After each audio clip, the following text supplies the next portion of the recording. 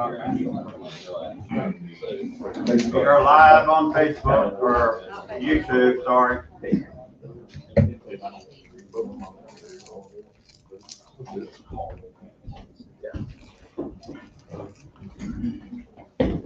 Oh, I get. That sounds like plans. Happy anniversary, Pascal. Okay. Right there. There you go. Usually takes two. Well, I saw him. It's just his anniversary. I have a different one. I actually got married on a different day. We could make that in the form of a motion. I second the happy Hey, anniversary. you didn't to too. actually send him a message, did you? No. I didn't know anything about that. Please don't say you did. I did, I sent him once. Now you got that on. It's on Facebook. election day. That's how you know. Awesome. Let's call the meeting to order. Got all the aldermen are here. We got our clerk Melissa Martin, our attorney Rocky Green, except for Craig Bullock, who is absent for this meeting. He told me about it earlier. So if we could get Alderman Blake Nobles to lead us in a prayer and pledge.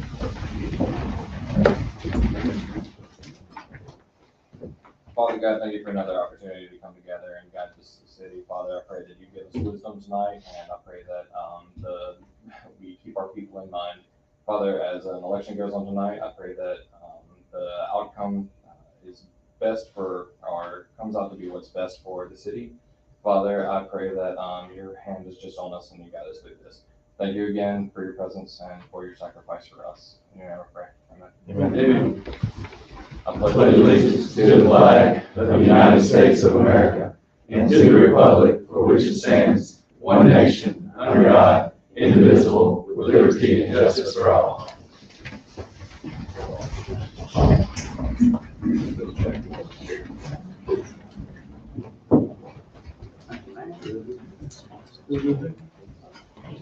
Miss Kathy, you wanted to be on here as well, right? Yes. Yeah. Oh, you're pretty fine.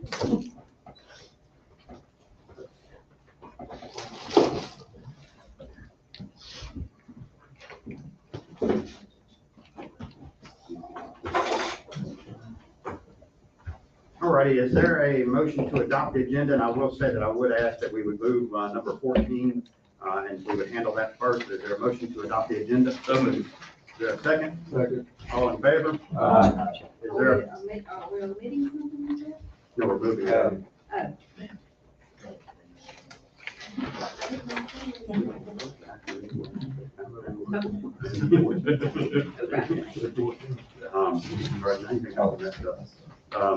is there a motion to adopt the consent agendas number 1, 2, 3, 4, and 5? Quick discussion on that. Yeah, well, motion and then a second, I'll go ahead. submit changes for the, number 5. for number 5, but I don't think it messes with the intent of the document overall. Okay. But this one, I'll owe that to you. Okay, got a motion, got a second with that consideration. All in favor? Aye.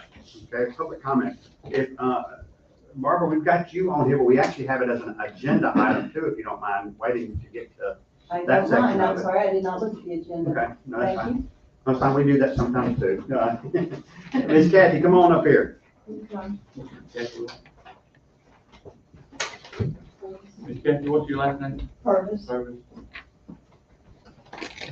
How you doing today? Well, I've I been like there. your, I like your sticker. I did that at 8 o'clock this morning. I think one of the places didn't have the stickers. Oh, really? I'm very disappointed Alderman Brickson didn't wear his, as I saw earlier on his face. Oh. So, Yes, sir. I've lived in Tuttle most of my life, off and on.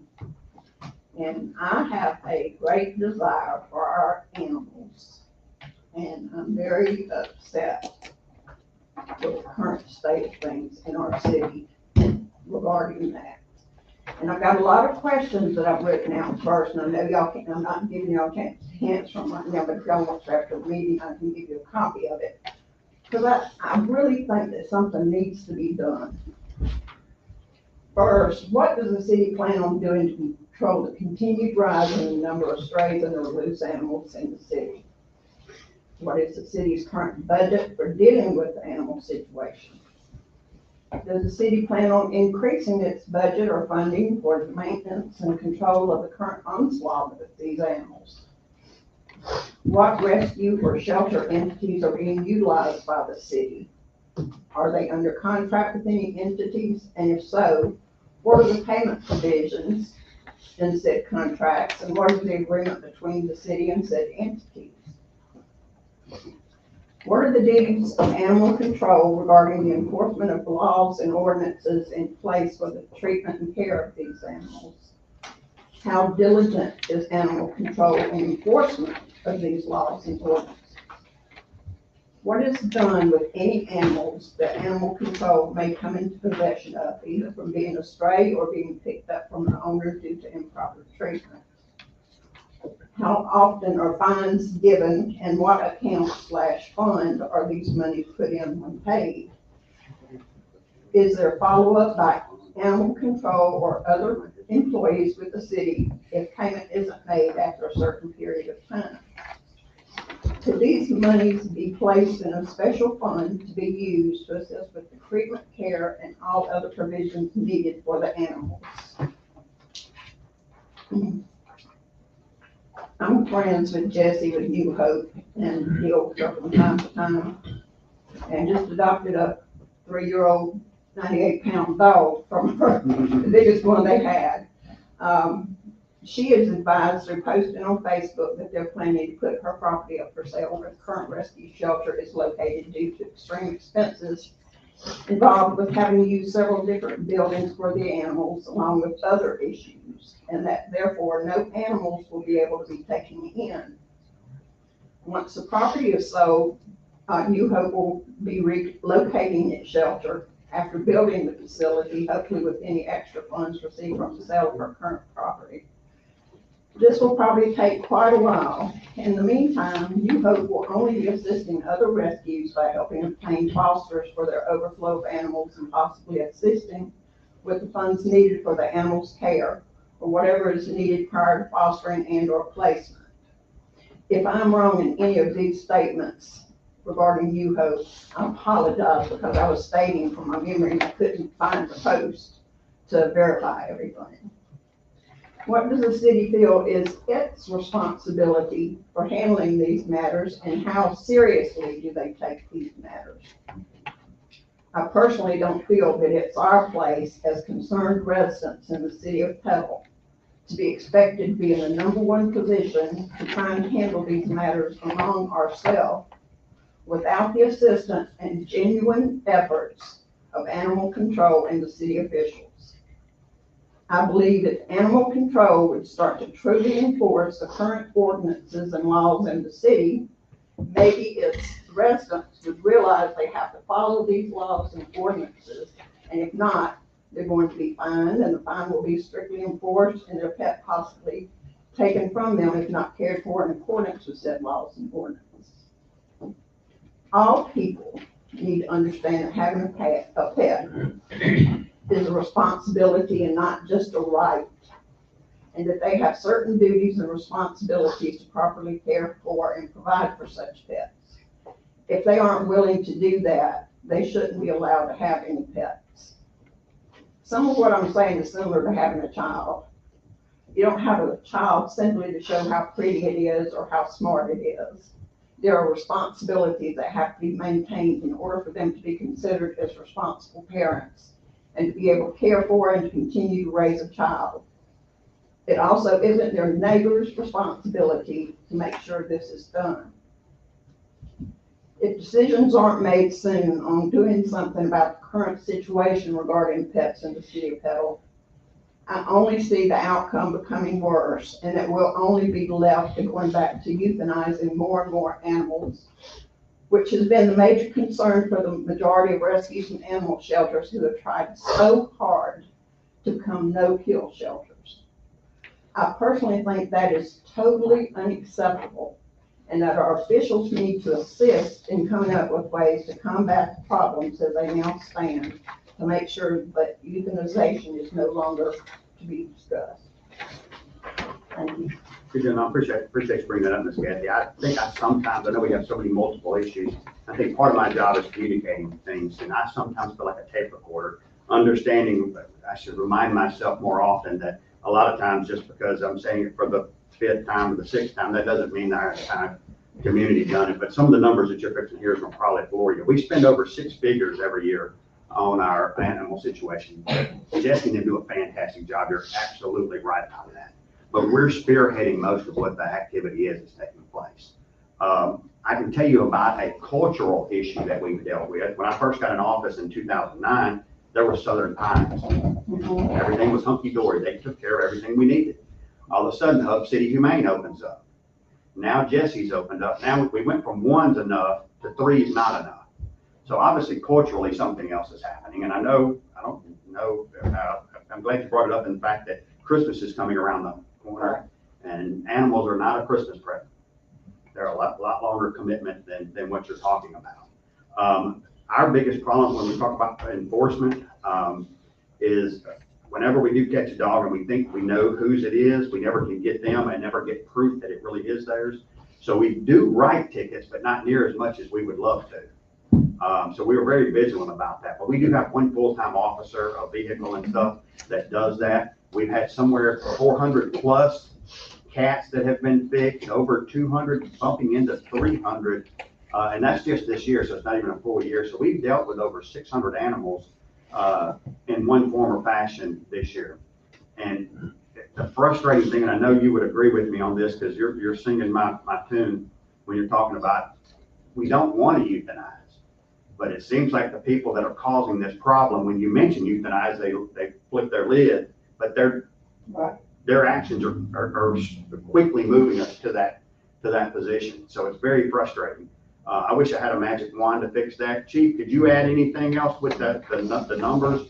We don't literally, unless a dog's violent right now, we really don't have a whole lot of options right now, do we? I'm sorry. We don't really have a whole lot of options unless a dog's being vicious. Our animal, if it's vicious, that changes everything. We got clean spots out at Jesse's too, so we keep her full. One goes out, we put another one in. And I think some of her options going up north with some of the animals. And to be honest with you, how do they get to take the dogs and stuff up? And they're a lot more vigilant on the state level about spay and neutering. So I really think the idea for our side of it would be to have something at the state level.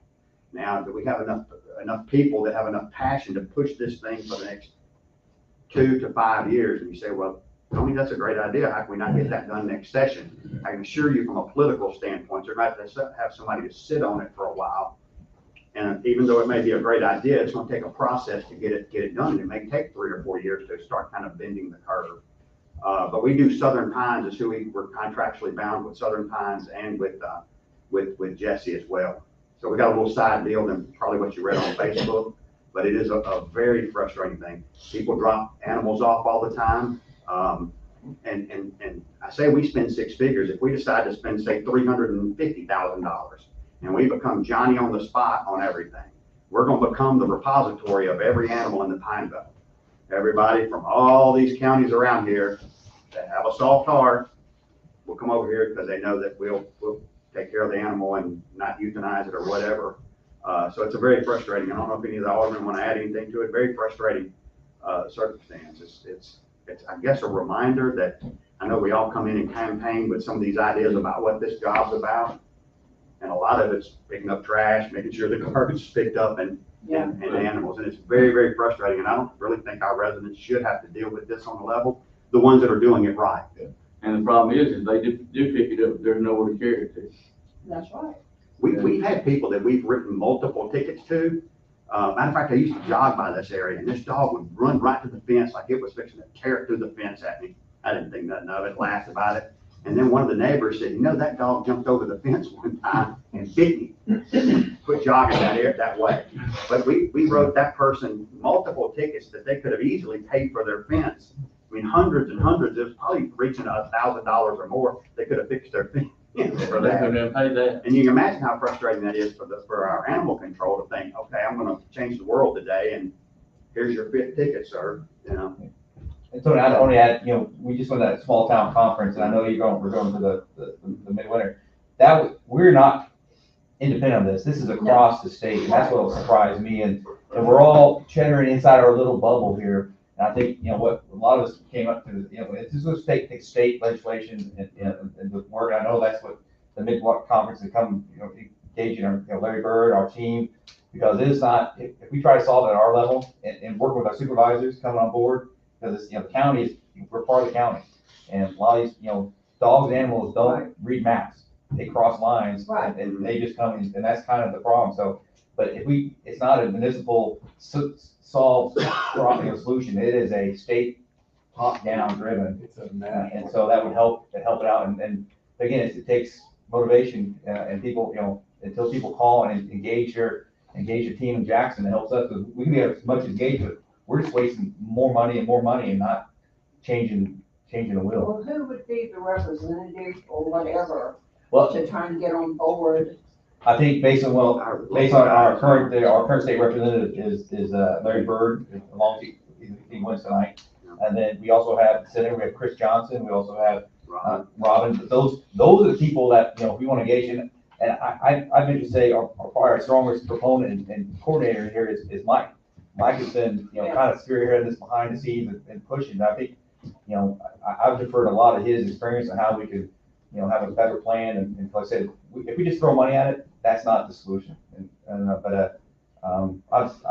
Mike, I offer the floor to you because. Well, there's just all kinds of frustrations out there related to the things that she said among a lot of people, and the lack of understanding is there. I hear over and over, why doesn't the city fine people? Why doesn't the city make owners register? So Mayor, if you would address those two items, because it's been done in the past, but it's on the fines. It's hard for anyone to be fined if we don't know who the dog belongs to. That's number one.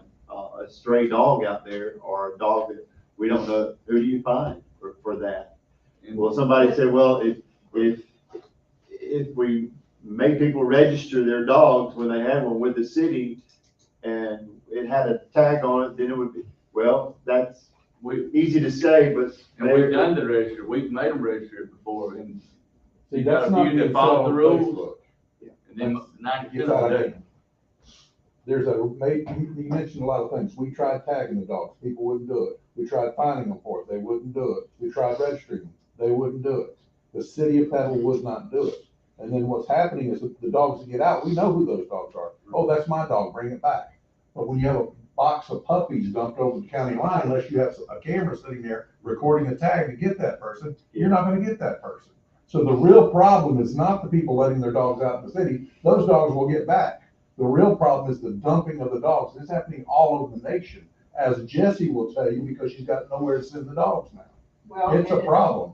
Plus, I mean, I live here in the city and I see plenty of dogs roaming the streets. But they're not all the pets time. for the most part. They're dogs that are running wild.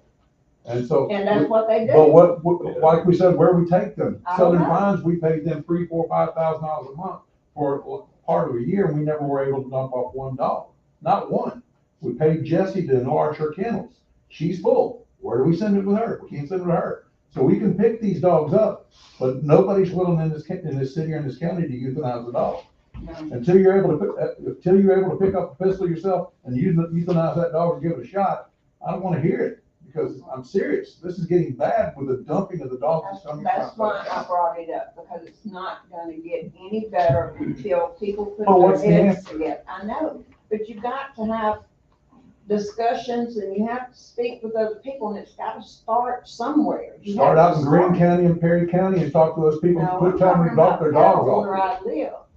I'm not worried about their dogs right now. I will say one of the best dogs I ever had was a dropped off dog. Me too. Me I too. appreciate you doing that. And that's another solution if you want to help the problem a little bit. I know dogs live 15, 20 years, but if you got a chance, I know everybody likes the designer dogs, but No. I always go to the dogs I go get a mutt. I have 5 cats and a dog, and they're all fixed. There won't be any more. Mayor, for those who are listening possibly, could you address or let Melissa address the efforts in the past for Yeah, the they city did to do register a- animals? They did do a registration. They were gonna charge $5, and it just was over a lot of political backlash. That's why I say even, I mean, let's bring this up to our delegation, Jackson delegation, but, understand what they're dealing with too. Or talk to I somebody. mean, if somebody comes out there, I'm gonna do X, we're gonna, I mean, there's gonna be some heat to bear, Like we're talking about the pet, a lot of the pets are going up north you know? and they take better care of their animals. they don't than have A lot of the- people here do. Yeah, they have If I to can say say it. something, up north, they don't have the problem we do, because every winter comes through and wipes out the population true, that's yeah. unaccounted for. What we're talking about now is an infestation. That's what we have, is an infestation of cats and dogs. You cannot fix an infestation without killing it. And I know you don't like that, nobody likes that, I don't like that. That mental shelter The is full of solution kills. is People try to rough, adopt them, nobody can't wants to adopt talk them about fast it. enough. Chris, did you want to say something? This is Chris, guys. Yeah, go ahead, Chris. Hey, just want to say, originally, I'm from New York State, upstate, not New York City. We don't hold that against you. Our solution to that problem, as I understand it, was that every person who had a dog, whether it was one dog or 3 dogs or 5 dogs, they had to pay a yearly fee of, to my recollection, back in 2004, when I moved away, was $25 a year. And if they paid that fee, they had their license, dog, dog control had it down in the registry, this person could have a dog, that's fine. If they had an unneutered dog, an unspayed dog, that fee was much, much higher. That there was still a stray dog problem there, not nearly as much as there is here. I'm not saying it's. How many years ago was that? That was 18 years ago. I'm telling you right now, this is an economy thing. It Oh, cost me I understand $80 that. a week just for my 5 cats and a dog. I understand that. I have And I 3 don't spend dogs at enough. home. That's without vet bill. That ain't counting. I have 3 dogs at home and I have 2 cats. And one of those dogs I just rescued from the Junior Food Mart up here on Central Main. Somebody just dumped it off the car and he was running out there trying to make friends with everybody, and I took him home because I thought he might get hit in the road. When I start seeing full-bred dogs that are expensive being dumped, it's an economy thing. Yeah, and Jesse's been getting on WDM and doing her, Well, Head of the I week, have been- and she's been, so I don't know if she's been getting any adoptions out of that, but. Thanks for the conversation, Ms. Kathy. Always available. Maybe as well, that's. We're always I'll open reach to out to talk. you as well. As well, that's- Find an answer. Kathy, you brought up a good point that Jesse will be closing down the facility and she's gonna go to a complete home fostering system. So that will impact our ability to do anything for until she stands with another up. So Yeah. that gapping is something I'm sure the mayor and the police will, and chief will, have a transition, we have to have some sort of transition plan to cover that gap, because that, otherwise we could be left. When she told me the deal with the city was a little bit different, it didn't help her situation at all, because she, everybody here knows that just any dogs that and animals she takes in, she gets them, takes them to the vet. Right. Gets all the shots, vaccines, rabies, all this, that, and the other. And it costs her usually over $200 or $300 just to do that. And that's not even feeding and caring and the utilities that go into that. And so it wasn't being, it wasn't really justified to take in very many more animals, because she was losing money taking in animals, which she knew she was gonna lose some money. Yeah. But, We we're paid, expensive. we paid for her to build Yeah. to hold what we can bring, I mean, our numbers, we were gonna carry her. And that contract increased this year for dogs, so there's some inflation costs in that, but yeah, you're not making money saving animals in this world. No, But again, what you said is that she's closing that down facility as she jumps into another location. That's where we're gonna make sure that we're just synchronized with that. well, see, one thing I know that she said that she had a mobile home that's in back of the building.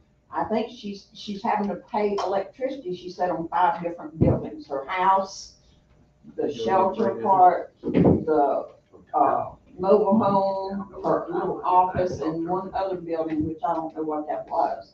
And her monthly expenses were just outrageous, and she was freaking out, 'cause She doesn't have a get any money timeline? from us unless she brings another dog in, and they're not going out, so we can't send her another dog. Right, which means when we get overloaded here, people gripe about a dog, where are we gonna take? Yeah. It's a problem. Does Which she they have a don't timeline? belong to her Does she out have there. time? Leave them in front of the At gate. night, they'll bring a whole litter of And put 'em in newborn her door- dogs her or door. cats and just dump them there. and Well, there's is she food. gonna have, does she have a timeline when she's planning on closing this one?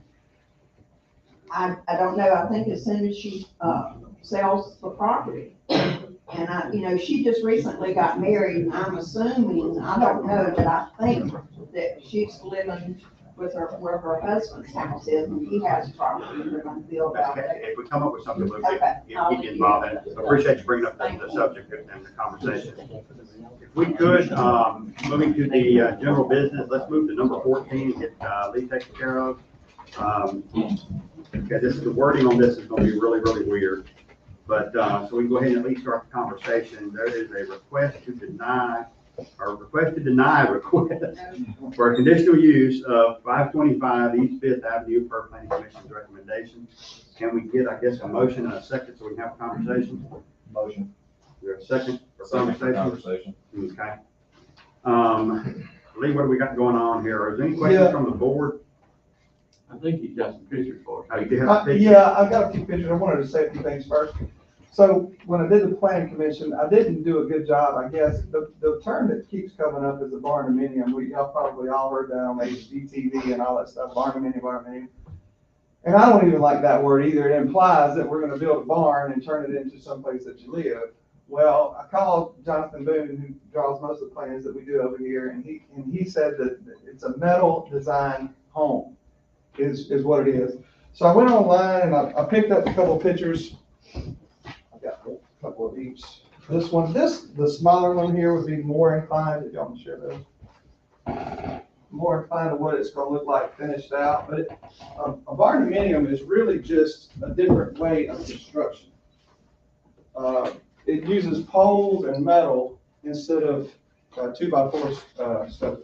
With a concrete foundation. With a concrete slab, yeah. And inside the house, there's no different at all. In fact, if y'all allow it, I encourage y'all, I'm gonna have an open house again. I'd like y'all to come and see what it looks like finished, because I do think there's some future in it for the city. But if you drive down that street, East Fifth, I think it's gonna fit right in. It's not, gonna jump out at you. I think it's gonna probably be one of the nicer homes that's on the street. Outside of seeing these look beautiful, and to me, the cosmetics is not the issue. What I'm concerned about is the building codes. What kind of wires go in there? Same, I'm glad you brought it up. So that was one of the questions at the planning commission, and they were talking about how rigid is it, how wind shear, that kind of stuff. It's built to code, first of all. Every code that's applicable to a regular house is applicable here. Oh, is that residential code? The residential building code. Bill has asked for a stamp set of plans from it, so wherever I buy the building at, they actually have a stamped architectural set, which, as I explained in the planning commission, a stamp set is actually better than a draftsman set of plans, because the architect is actually guaranteeing what he's saying. He does the math behind it, so the foundation, the poles, the rocks, everything that goes into the house. As far as the wires and electrical, all that stuff is still the code. Every 6 foot there'll be a plug inside, it'll have insulation, same windows. The only thing really different about it is the way that you actually construct the structure, and then instead of having vinyl siding on it, which Chief back there was talking about the fire, I didn't even think about it. It is much better fire rating, but instead of having vinyl on the outside, you have metal on the outside, and you'll have a metal roof. That's the only thing Chief's thinking You about. say it's gonna have the metal studs and all? So you said, I'm sorry, excuse me. No, it'll have, inside where you do all the walls, it'll have regular stuff Okay. inside the house. It's just the roof won't sit on the thing. They put the poles up, and then they put trusses across the span. Okay. They use these out west in areas where they're fire prone. Yeah. And they're considered more fire resistant. Now, I was actually gonna say, do you have any stamped blueprints that we could see? Because I think the concern is future residents, future occupiers, and the code of it, is it the code?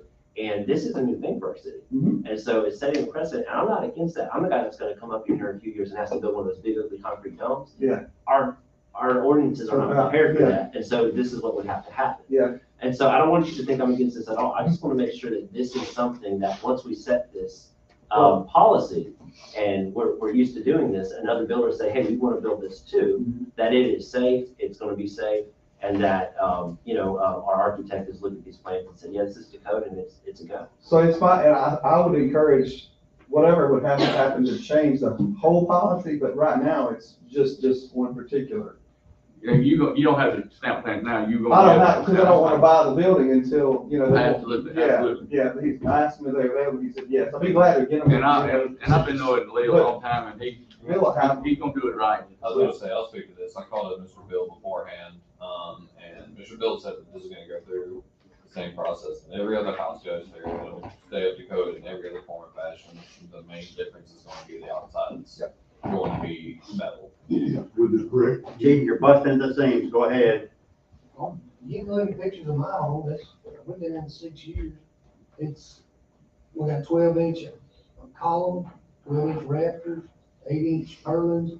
It's built to an engineer's stamp set of plans by the designer of the metal building. And it'll look better too, metal. It's somewhat cutting edge, because there really wasn't a whole lot of insurance companies touching these things, and now there's multiple. Yeah, I didn't have any problem, I It's checked on definitely that. new. I mean, 6, 7 years ago, it was like, So one you guy out you there. had to do it to keep it an in-house loan, but now the appraisal came back, like all that is good. And if you're wondering why a builder would want to do that, is because it's about $50,000 to $60,000 less expensive than traditional building. So they're the same square footage, the house plan that we're doing. Lee's phone's fixing to start ringing, Yeah. people watching YouTube. Yeah, so that's why, Yeah. that's why I want to do it. So, And right now, the area you're building is in is good. Yeah. And that may make it grow when we get there. Is it in a floodplain? it is not. That's good, that's good. Do you know if the wire will be, Romex or conduit? It's a romance. It'd be Romex, even though it has a metal. Yeah, because you come inside there and you frame your interior walls up with studs. It's just a structure to hold it outside. Okay, I'm talking to you, I'm assuming you're a builder. I am, yeah. Okay, Yeah. so. But I'm not an electrician, so you don't have to be all that smart to write a check. The guy, I'm wondering though, does that match our NEC, our, National Electrical Code? Well, and that goes back to Bill. Like, I hire a licensed electrician and know everything about it, and then Bill comes behind him and checks everything. And look, So I I've can been tell out you of something. electrical work for a good decade Yeah. now, and so I wouldn't be surprised, this is new, and Yeah. I gotta lean on Bill on this. Yeah. And we kinda need to see those plans. Yeah. You know, that's kinda where I'm feeling right now, you're telling me, well, I gotta buy it before you can see it, I've heard that before. Oh, well, he's already, he wants to give that, Amy's here, he wants, Yeah, I have well, he's the- talking I about the have stamp I set. don't have the stamp. He set, said he but I won't have approve the permit until he sees the stamp set, Yeah. so. I mean, that's where we're at, that's where I'm here, yeah. And I would add in this this instance, location does mean something. Yes. We may be a little more hesitant in other locations. So I think that's what a variance is all about, though, is that we can make that call here and say no here. I'll speak to this now. As my ward, walked around it this weekend and asked basically anyone within 500 feet of this house. Almost everyone said that they were fine with it. I had one house that said that they were concerned about what it would do to property values and things along those lines. All in all, I think that this is just going to be a question for us to decide about whether or not we make this a thing in Petal. I believe that the vote on the planning commission was 4-3, and the main reason why it came down to the tiebreaker vote is because the planning committee didn't want to set the precedent of building these homes within Petal. That's our main decision right now, is what I believe, is whether or not we want to allow metal houses inside of Petal. And we've allowed other metal buildings, commercial, but that is the difference. They've been not all of them have been commercial. One of them was residential, the apartment complex.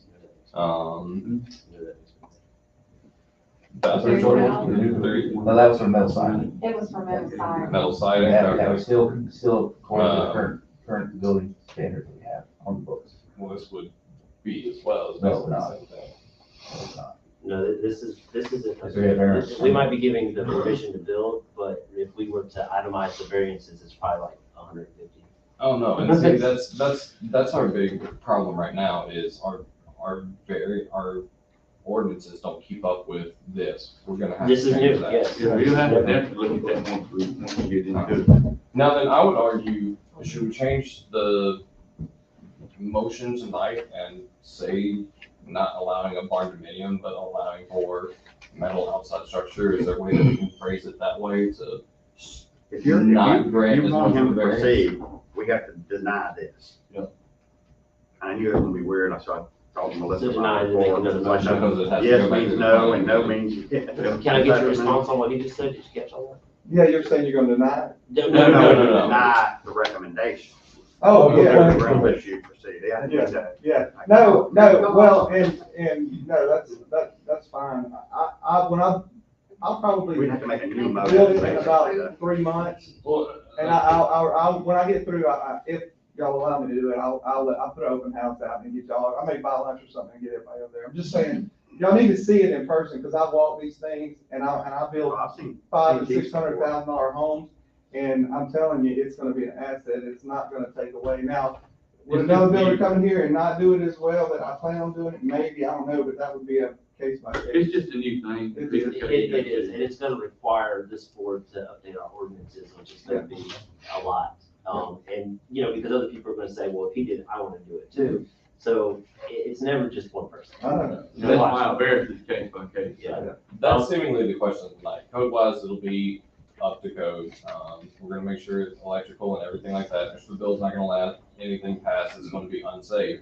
It's, the question for us is, do we allow metal homes inside of homes?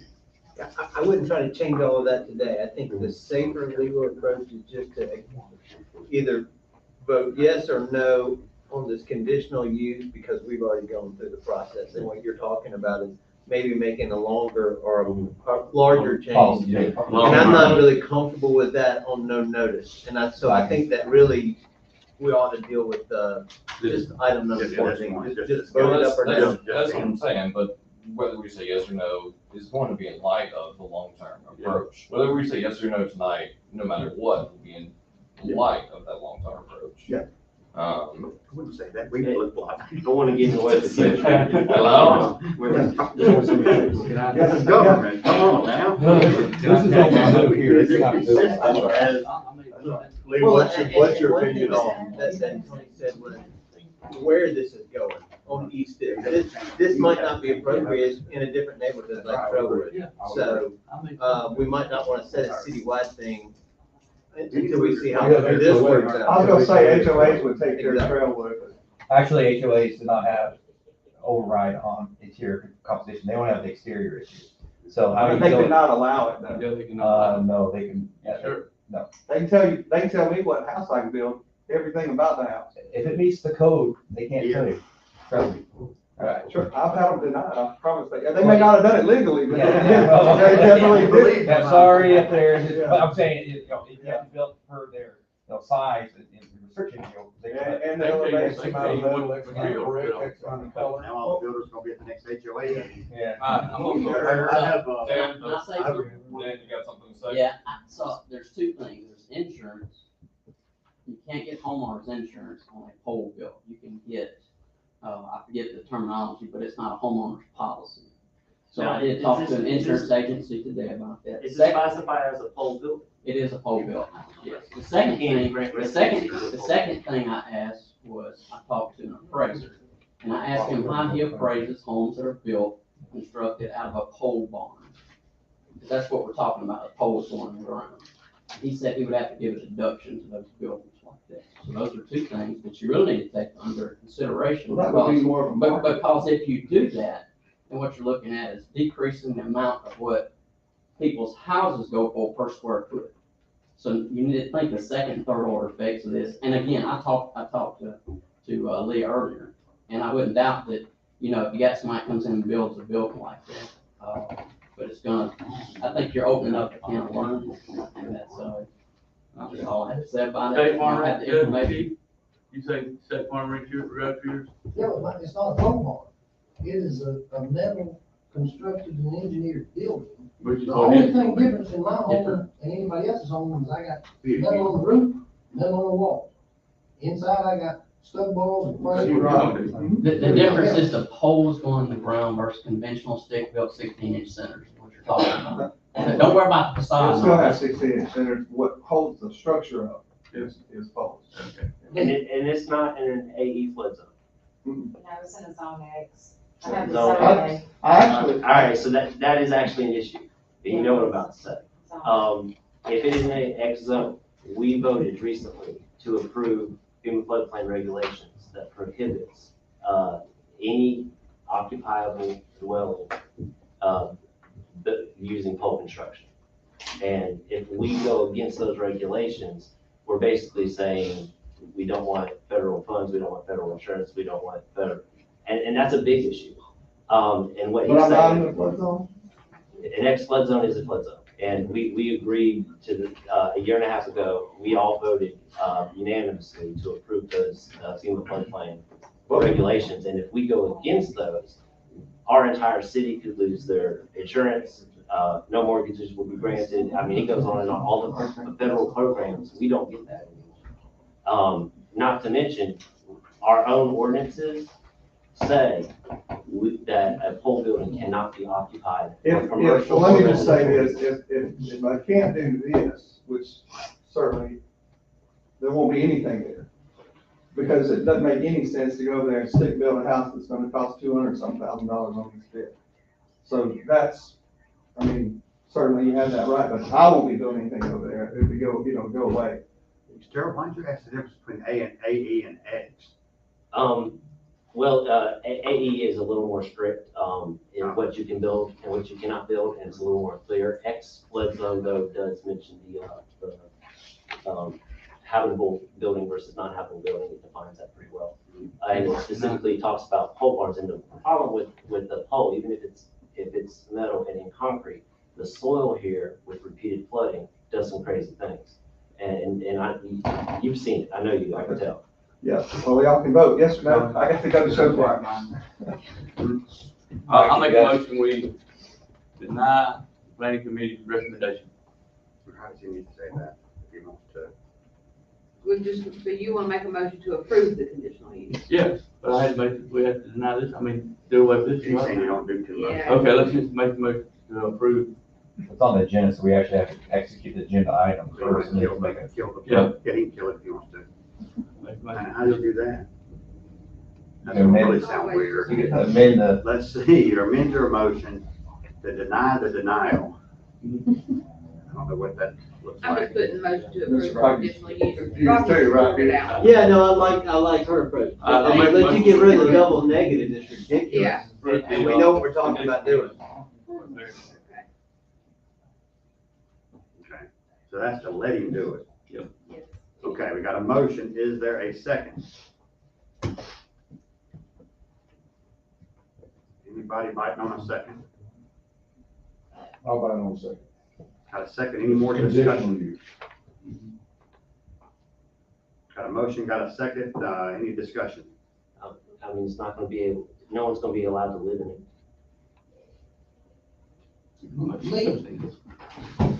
Is it a pole barn with wooden poles? That are in the ground? Yeah, they do make them with a bolt to the ground, I mean, I guess I could look at that differently. Banks don't need more money than that. Yeah. It's got to be. Yours doesn't, yours is No, basically mine aluminum sit studs. on the plate on the concrete. Aluminum Make it studs. concrete. Yes, Well, is it aluminum studs or- Yeah, that's right. No, it's commercial construction, but I made a house out of it. Did you use wood studs or aluminum? On the inside, it's wooden studs, just like Yeah, typical. 'cause when building. you're inside your house, you can't tell. No, I got pictures to go and look at, but it's not poles in the ground. Banks don't use more money. on it. There's one of those out there, that's not far from you. Nobody can finance it. Nor insured. Can you do that, Lee? My bank went through no problem, but I mean, I can't speak to what banks will or won't do, but I know mine said they do it.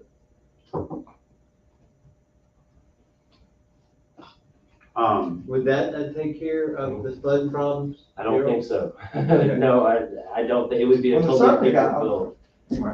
And any input? I fear that possibly do it. bonds will be It's due. a zone X. Not- The survey guy went out and told me I was not in the flood He's zone, not so in the flood zone with the survey. my surveyor said I am not in the flood zone. But the flood map seems to show that it. Well, the surveyor, I mean, It was They close, can say but X, his but X is surveyor a zone, said it's he just was. the bank. won't but I don't cover have to have flood insurance. Exactly. Yeah. I know everybody says they're not, everybody's in a flood zone of some sort. Yeah. That's what his surveyor said. And he's gonna sign off on it Yeah. to say that he's not in the flood zone. That he's not required to have insurance.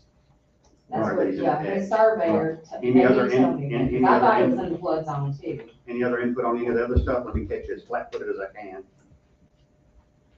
What, I'm Oh, sorry. any other input on anything else that's being said? I don't, because I don't know about the wood and the anchoring. You said they do sell different models, you just haven't picked a model yet. Right. Okay. Okay, got a motion, got a second, Real fast, the models in question, are any of them not pole bars? Is it just metal siding? Well, they bolt what he has, it sounds like, is they bolt the frames to the slab. You pour the slab and they bolt the metal to the slab, aluminum like a 2x2 to the slab, which to me is not as strong as the other, but I'm sure it's comparable. If I can get that done, then I could probably make that work.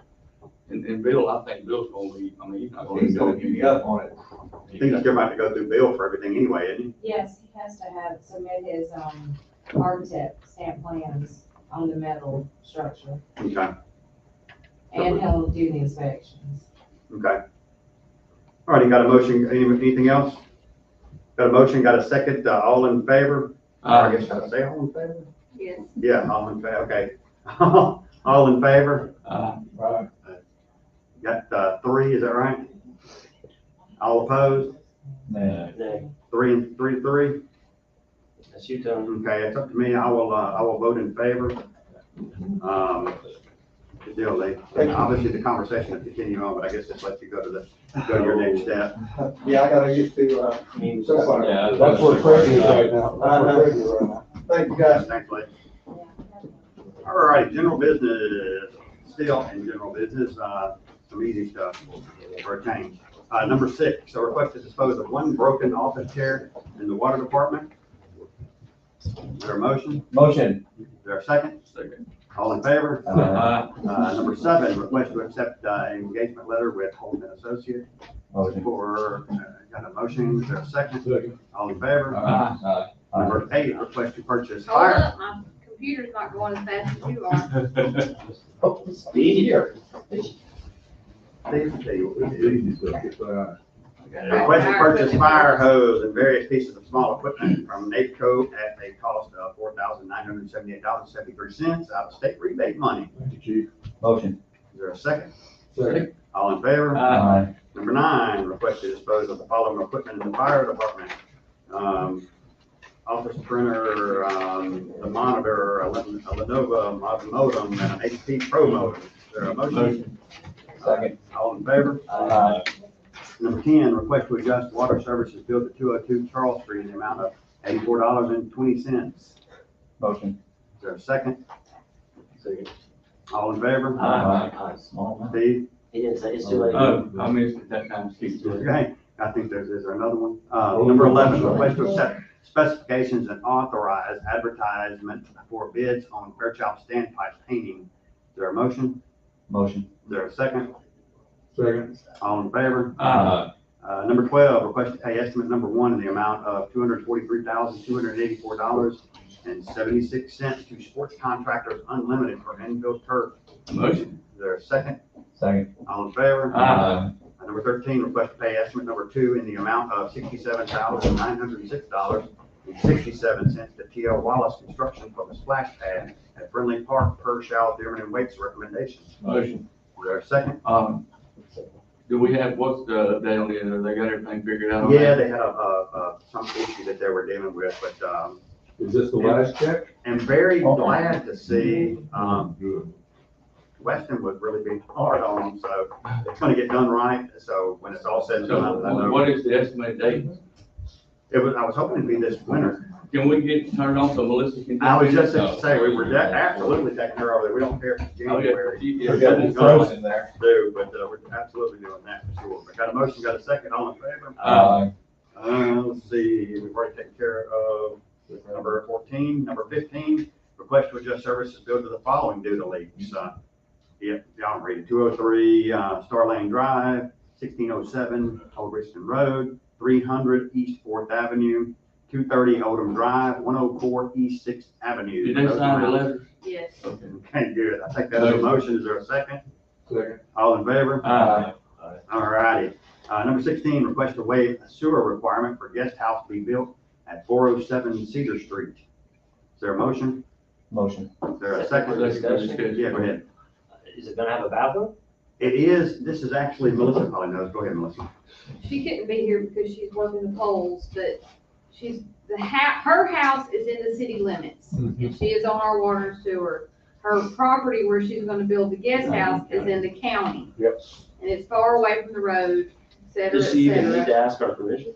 Her address, She based thinks on the that she address. does because the health department says she has to have, we have first right of refusal to search her. So Okay. So she's It's just just getting back back via here. on the back part of the property. Do y'all see any reason this wouldn't be a problem? Okay, got a motion, got a second, all in favor? Aye. All right, number 17, request to begin negotiations with Clearwater Solutions for purchase of equipment. Is there a motion?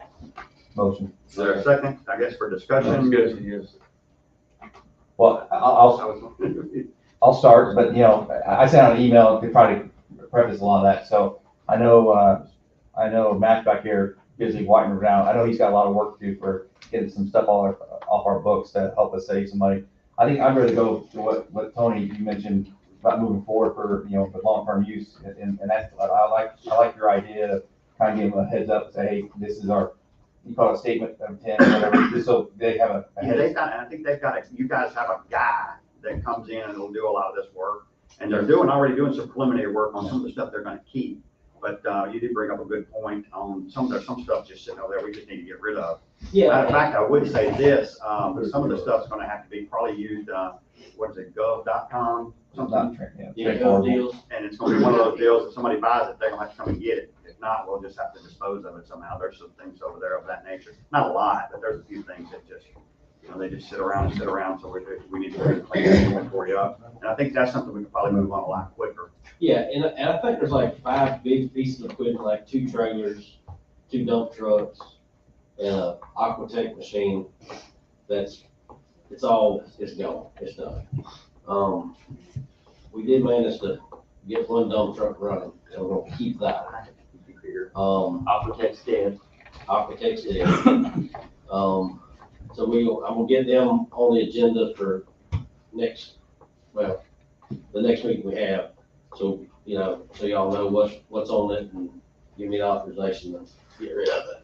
And then the rest we'll figure out from there. Yeah, just like, you know, I said, we have to formally notify them, because in the contract, there was no clear methodology, and I like what you brought up, Tony.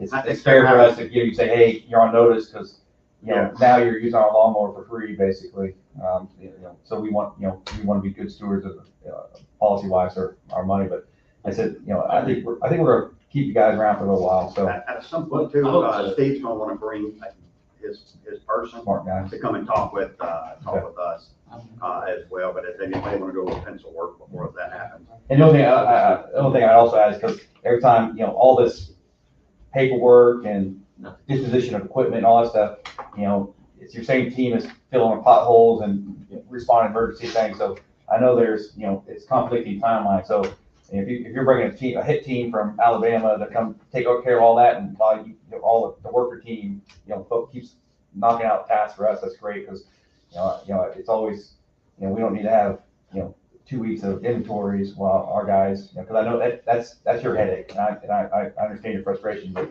we just gotta, as we move forward, so we get, you know, you guys take our equipment, give us our check, and we can apply it to other needs, you know.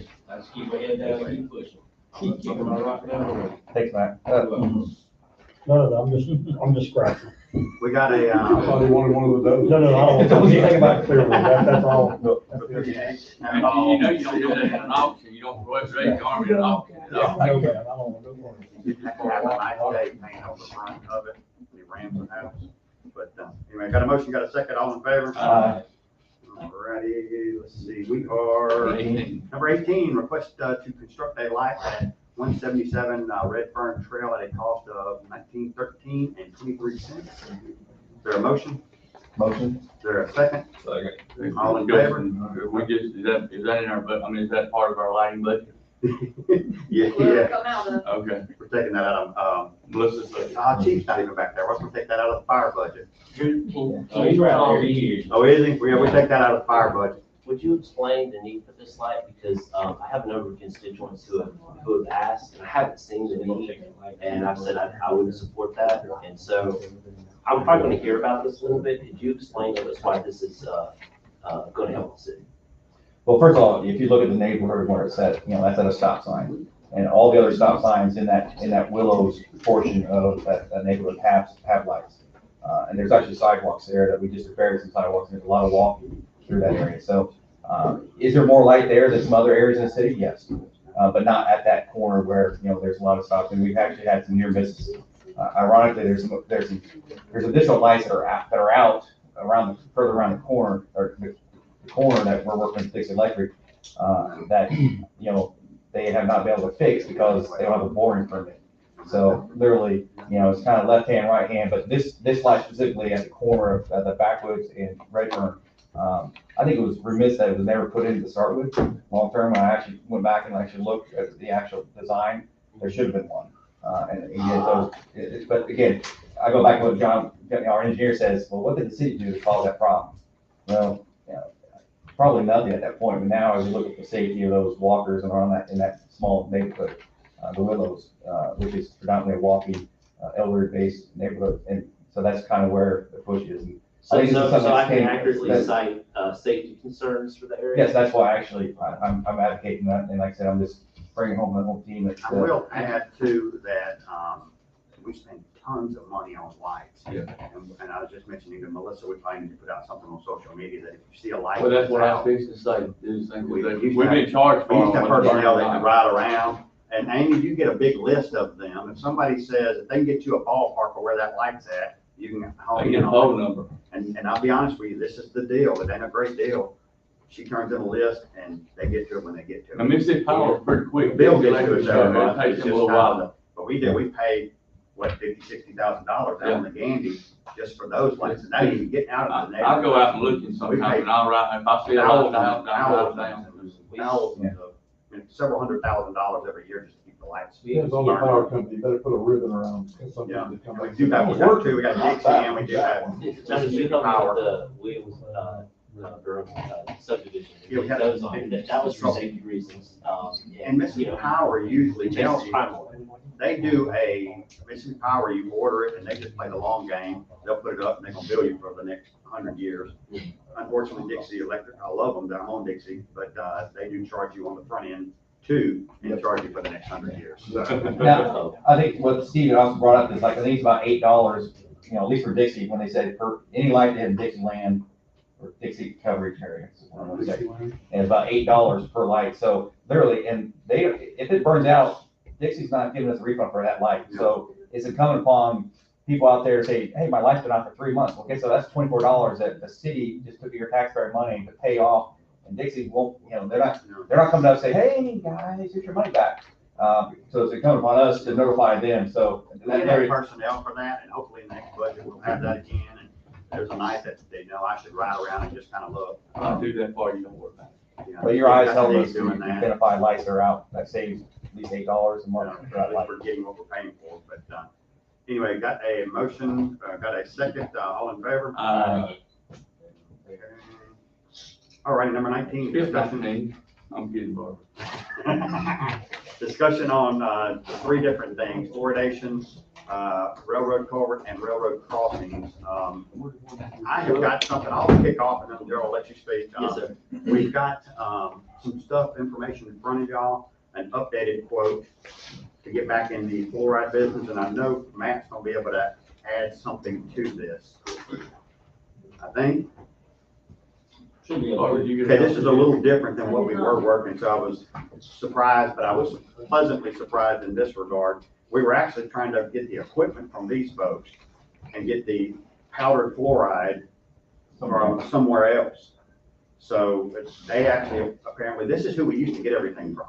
Correct, yes. Now, downside is they used to give us the equipment and they just sold us the stuff, so that deal's over with. But, to get back, and this would last us 3 months probably, Roughly 3 months, and you can't order it by the bag anymore, you got to order it by by the pallet that you see, which apparently it looks like it has 40 bags on it. So $7,000. Now, the reason this amount would only last for 3 months is you've got to put 18 in to start it.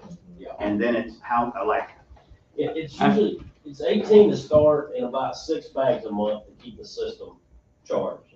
Okay. Is the way I call it. We did the math, I Is think. that per well though? That, it's 6 bags per well, not just 6 bags per one well. Per month. So that's 18. 6 bags per well per 3 months. So it'd be 18 bags a 18 month. a month, and then I did the math 18 wrong. times 3 to start up. Yeah, so that's. Oh, okay, that not basically much just work. gets us started. Yeah. I guess Yeah, that's a so month. this isn't That's just, one this is month. all the equipment though. So you literally order 2 pallets at one time. Yeah, Where if you we get did, your if hands we on it. did this, yeah. So this is all new equipment, all new pumps, new holders, new aerator, all this stuff. And we even got the pipes on here. This is a high investment to get up and running and going. Yeah. Plus a 3-month supply No, of but fluoride. 1 month. No, that's just 1 month. It's 1 month. Yeah, all right, so what does it come down to after we buy the Cadillac system, install it, and it's running? How much is just, our fluoride gonna be to keep it going? Yeah, the prices are gonna change. I didn't bring the prices with me. I forgot about the office. The prices are gonna change. But here's the problem.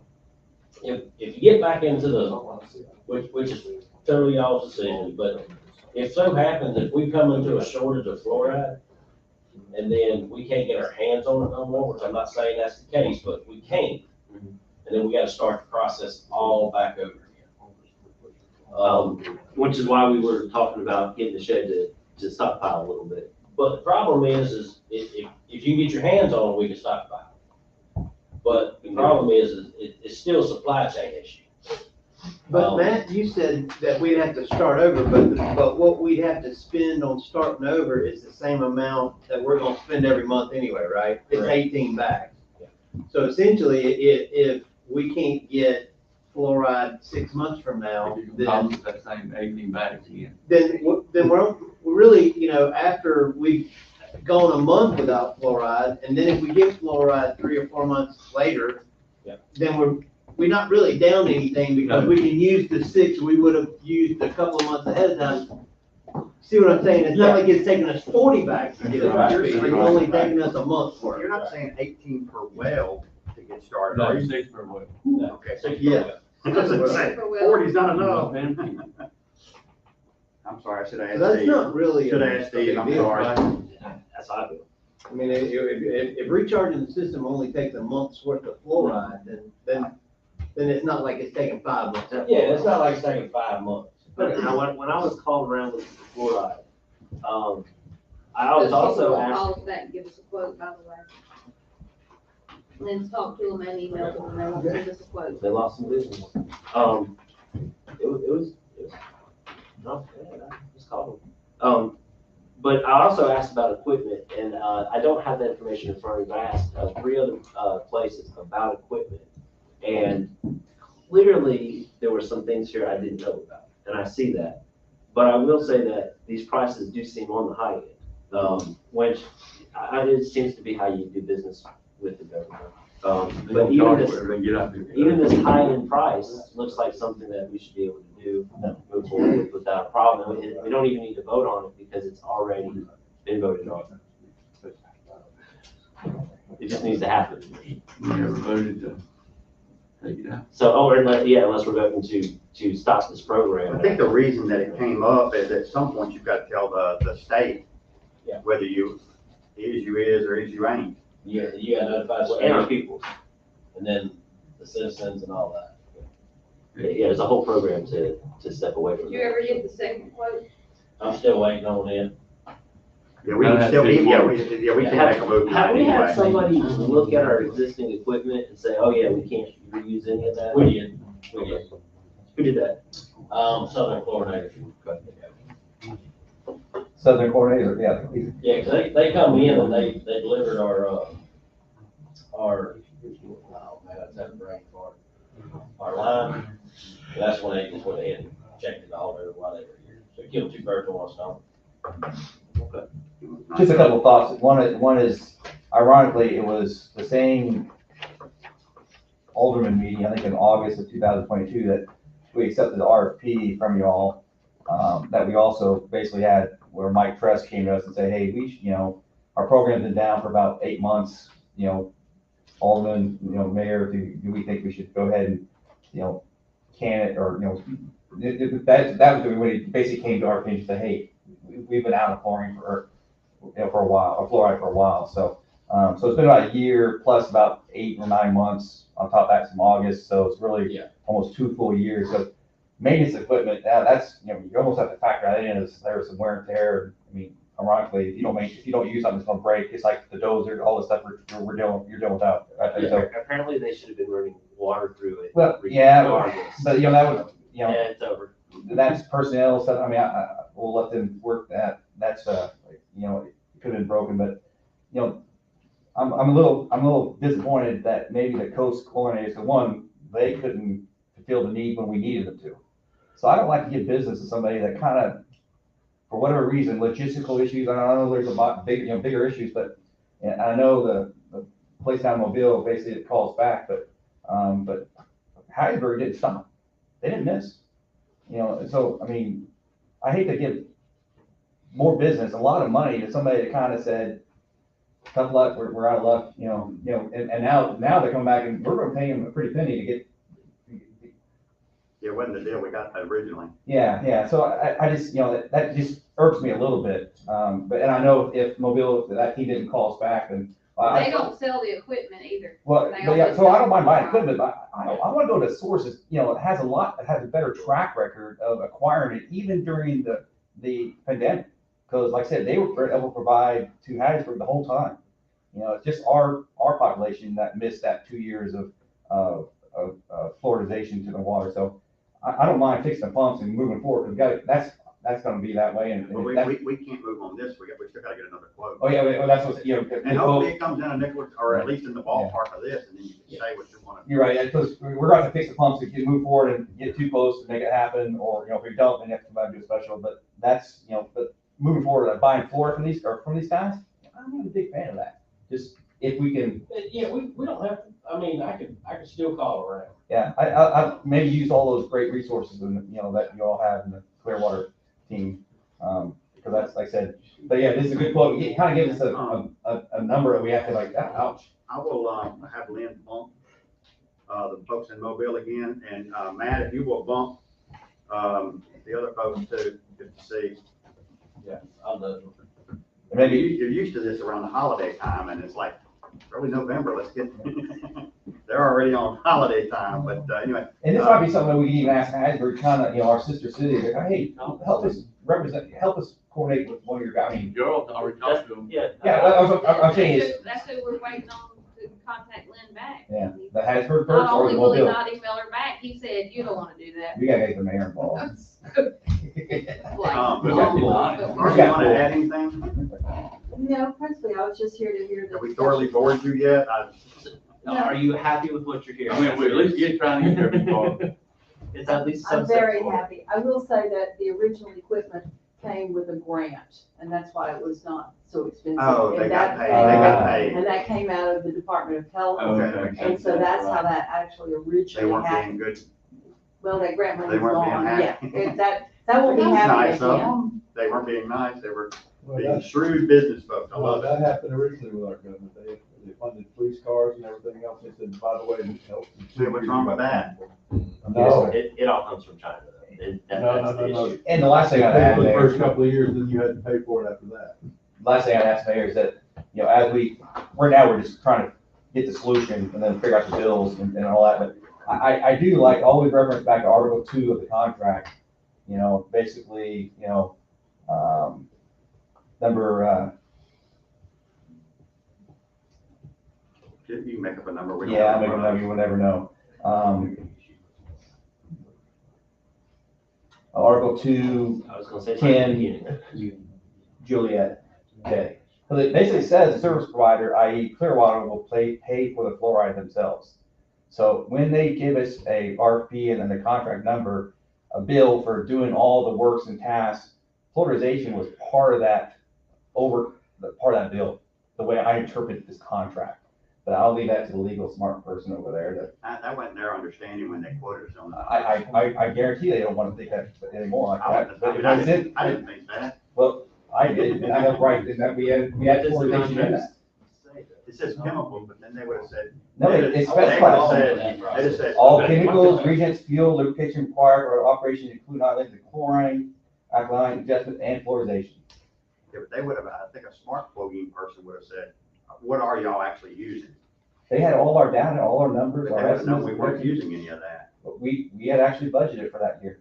Ah. Now, whether we actually used it, that's not, There's no way. I'm no way not we their used it. accountant, I'm just saying. Oh, no, I mean, I when- understand. And that's why I'm saying, when, That- I think that there's wasn't some their understanding. negotiation to say, Matt, contract on your end, wise, too, we we should need look to at the talk contract. about, contract. And that's, and I'll throw it back to the lawyer. I mean, it says, I'm looking at it, it says fluoridation. I don't know how you get around that. Well, we're not trying to get around it. We're trying to make them actually execute the contract and not come from taxpayer. Because we're actually paying them already for that, which they're doing a good job. I don't want to throw them under the bus. They're doing a great job, and this has been a hard thing, this point. There's been a lot of strange information. How do we move forward? Can we request for you to talk to Steve about it? I will make some phone calls first thing in the morning, or when I leave here, I'll make one out of bed either one. Oh, Don't do that. No, Don't do that. no, I don't have a problem waiting a month, they wake me up all the Well, I'd like to know the other side of the story, through the other side of the story. And, you know, because we definitely want to make this work. And I wasn't part of that process. All right. So, but I will find out some answers. I want to do the right thing. Yeah. We know you do. I'm not gonna sit here and try to beat around the bush. You've always done the right thing. And I try, so far. No, I mean, I don't mean to impose, No, they're no, not no, gonna no, use, no. like I said, this is confused, like I said, we're just trying Well, to. we caught this from after it had already been going on for some period of time. So I appreciate all the hard work, and Matt, like you and the mayor worked together. I don't think any of us were there when the disconnect happened. We're gonna talk about it. Anyway, okay, yeah, go Yeah, ahead, I'll move on. whatever, yeah, go So ahead. if I could skip Culver and go to Crossings just for a second. Basically, Dolly, I gotta tell the story. Basically what happened is, I got run over by a train. I got a little damage to my car, from the actual, crossing gates. And I've lived here about 15 years and man, I've never had a problem before. I'm not drinking, I'm not doing anything like that. I'm driving with my family in the car. I mean, it's that simple, in a minivan. And basically what happened is, the gates came down quickly, and seconds later, less than 10 or 15, a train came through. It was an Amtrak train. It had 2 or 3 cars attached to it, came through around 65, 75 miles an hour. And so I've been train watching a little bit. I caught that same one at 6 o'clock on another day. And what we have is these Amtrak trains, and they're going fast. I think that, and I've heard this before, I think they can legally go up to 75. Well, I reached out to the railroad company and I asked, because there should be a posted speed limit, but on their map, there's actually no posted speed limit on that railway. Now, I tried to get them to make that a quiet zone before, and they said they could not because it's a high hazard area because it goes over the gas domes and right through the bottle refinery. And so they said, no, they're supposed to be blaring their horns the whole time. They're supposed to slow down to 40 miles an hour. And the whole thing, that's my experience living in Pelham next to the tracks. Slow freight trains coming through, blaring on their horn in the middle of the night. This train did not sound its horn. It was going fast. The gates didn't have time to keep up with it. Well, I've had a lot of people reach out to me and share a similar situation on the 3 crossing spots in Pelham. Some of them actually had a video of it. And these trains are definitely going interstate speeds, and the crossing gates are not calibrated. Now, I know y'all saw the video of the accident, and the lady definitely messed up in that video. I have no doubt about that. However, try to calculate the speed of that train, because it was going much slower than the ones I saw. But I have gone out there, measured, and tried to calculate the speed, and I've been advised not to share my estimate But of the the thing is speed. with her, You that can she do tried that to yourself. cross, she tried to cross the track. Oh, she was done. And that's illegal in its.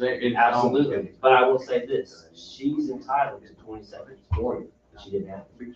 She still, it didn't matter, she still shouldn't have crossed. I She agree. ran into the side of the I train. totally And agree. she run into the But, train. but listen, federal law says that there should be 20 seconds. Oh, I get that. Well, they were 20 She seconds. didn't have that. Yes, they were. They were 20 seconds when them gates went down.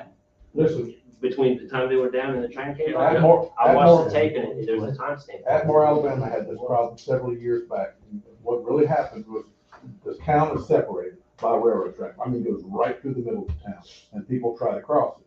What finally did it in was when an older couple was hit so hard, the car was thrown up on top and killed them both.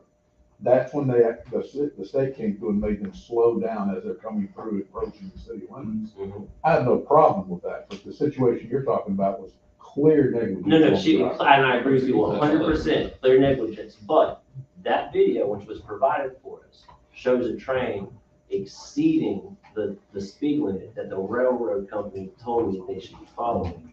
And they did not have 20 seconds. There's a timestamp on that video, and you can simply subtract the time and see how many seconds they How had. do they were doing speed? How do you know how fast they're Yeah, going? that's what I'm saying. Yeah, I had to go out and measure, Right. and then I had to convert, feet per I think we second have somebody that to knows miles the per answer hour. here. I won't say that I know the answer, but I can provide some context to it. I live on Stevens Street, the same road that Gerald lives on. I've been living there for 10 years. And the freight trains, you know, they make a lot of noise, they shake my house, fine, whatever. The Amtrak trains, less so at night, but more in the day.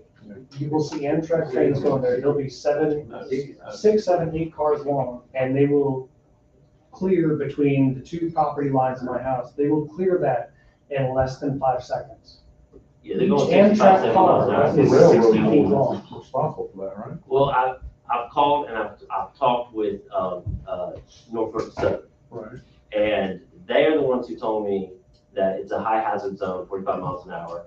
I have video proof that that's not happening. What I'm asking for today is that y'all, and of course, I would let y'all review this, but I would like to draft a letter for the Board of Aldermen, which I would show you at our next meeting, to send to the company to document our concerns. Because I have a feeling that, something bad's gonna happen. I think that needs to come from the mayor, if it's gonna come from you. That needs to come from right here. Yeah. I agree with that, sure. What am I supposed to do? No, Rock. Ron, I would just like to voice some of our concerns, and I would like them to check the calibration. I would like confirmation of the speed limit, and just to kind of address some of these concerns, and I want it documented, is the more important thing. things on there where they tell the speed that they were going. Gee, have we had any, because I know social media, it is what it is. Have we got any reports of malfunctioning? Not the first one. The way you can just do your speed, do a radar gun tomorrow and see what the speeds are going? No, sir. Okay, let's throw that out there. No, I Take don't an have, option. I don't have the authority to. You don't have, we don't have authority to radar a train? What am I gonna do with the speed? What, well, tell us. I mean, I'd be guessing. Oh, no, I'm not saying, I'm not saying you're giving a ticket, I'm just saying Well, you can help inform the board what's. This is not, I'm gonna keep my mouth shut. No comment. I don't have the authority on the train track. Oh. For when we're having this conversation. To be clear, My mind's being blown right now. if you're in a public area, you can look at anything, and a radar gun can point at anything. So you I'm can- not using a radar gun to run on a train. I'm just not gonna do I will that. not authorize you to do that. I'm not doing that. I'm gonna be, we need to be real careful with this and everything. Nobody needs to be firing off any letters and it needs to go through the legal. Absolutely. Okay. Is that something that we work together on? Just send me what you want, and then we'll talk about it. Yes, sir, thank you. And I just want to make sure that everyone was on the same page on this, because I don't want to act independently out. I would assume they would probably tell us they'll get with us, they'll get us the information. You got And then anything All right, so, yeah, so the last thing on They never show up. the culvert, Oh, I'm sorry. Isn't Amtrak a separate entity government-wise, and so they might follow different rules? They basically They rent the follow track. the government, don't they? So that's why I'm saying, They it's, follow Yeah, the maybe government. multiple. Oh, yeah, they're all subject to government, but yeah, normal. Multiple Southern entities owns it. that would have the information. But yeah, they do have sensors, what I understand. Which is It why I tells think them they're being all so kinds of nice. stuff about them and tracks all over. They can tell you when a bad bearing is happening. I mean, it's pretty, from what I understand. So if I could shift to the culvert under the tracks, it just happens to be a lot of track stuff. Mhm. So my very first meeting, Alderman, I don't know if you remember, I did the PowerPoint and I went through some things. And one of the slides on that PowerPoint, and I emailed this to y'all if you want to look at it, to you too, Melissa, if you want to include it. But this is a picture from the Corps of Engineers that they put together in 1984. The whole pack, and I'll pass this around, the whole pack, and I also emailed it to you. The whole pack is like 180 pages for the entire engineering, the Corps of Engineers report on the flooding and how to fix it and that kind of thing.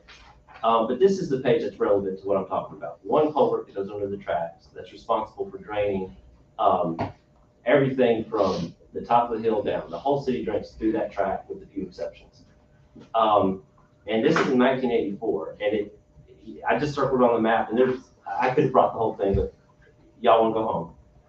And they said that they needed to add 5-foot culvert to keep up with the size of Petaluma in 1984.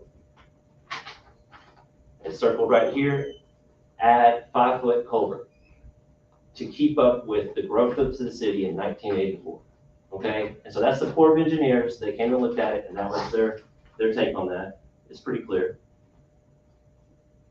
And then I have, this is Charles Dimon and Waits made this for us. I emailed this to you also. And it's a flood survey of that area. And on page 2,